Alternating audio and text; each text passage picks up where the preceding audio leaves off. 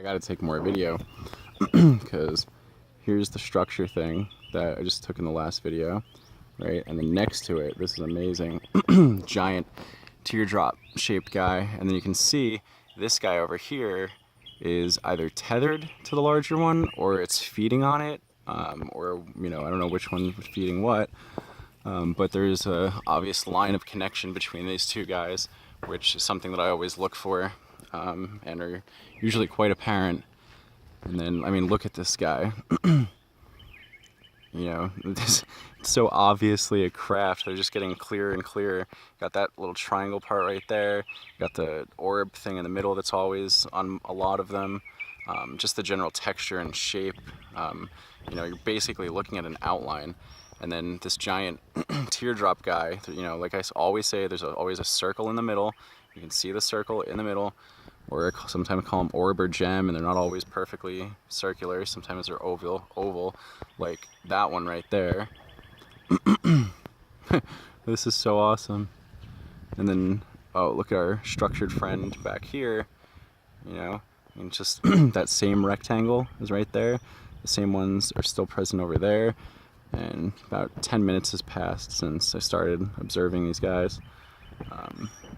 Yeah, there's a lot going on in the sky right now, but this is especially phenomenal. This is an amazing shot of these teardrop guys.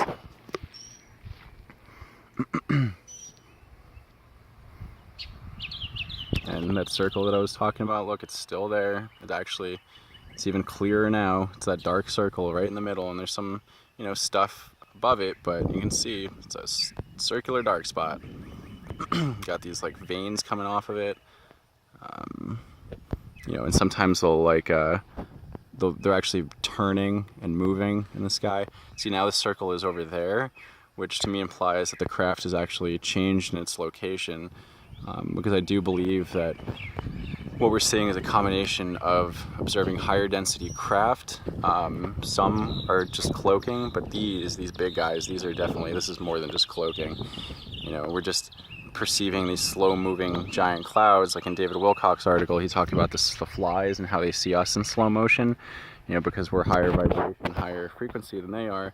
Look at that circle, look at that circle. Dark circle right there in the craft. It's because the craft is actually turning and moving. So the spot that it was before, right in the center, that is no longer the center point. Although there might be two circles, I don't really know, because it kind of looks like there's still one where there was before, but that one is like really clear now. Come back to this guy. Like everything's still there. Not much has changed. You can still see. But anyway, what I was saying, like David Wilcock explained in his article, you know, 1,000 years of our time is like a blink of an eye to them.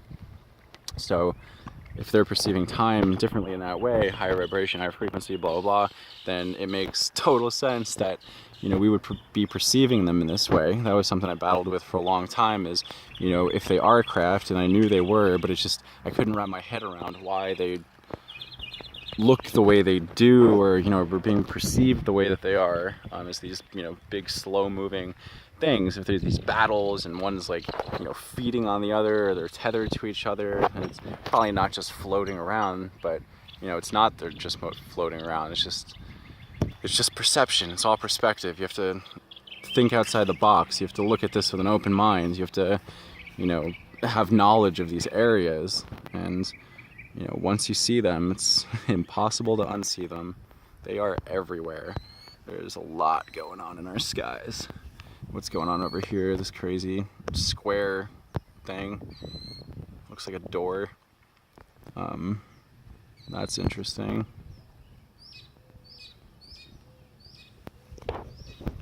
It's like, I don't know if that's another one of the teardrop ones right there, but sort of like facing us, and with the back end up and the back.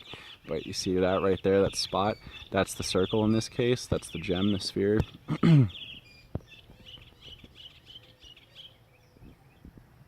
Interesting stuff on this side. Not as easy to make out as the ones over here. This guy's really cool. Oh shit. I think it just, I don't know. Sometimes in like the blink of an eye, something will completely change. Oh, but look at that. See the circle inside the circle? It's exactly like the one that was in the teardrop craft. It's hard to tell what that's actually from, but you know, perfect circles don't just appear in clouds like that, especially like concentric rings. Unless of course there's like a supernova, which I don't know, I've never seen a supernova, but very, very cool.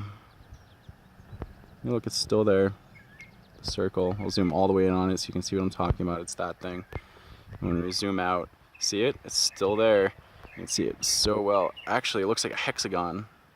No, that's like a hexagon thing. It has flat edges and corners. And that guy peering out over there.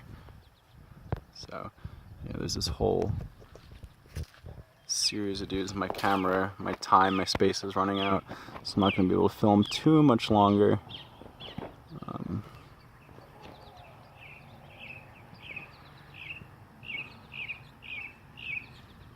But yeah, this is just amazing.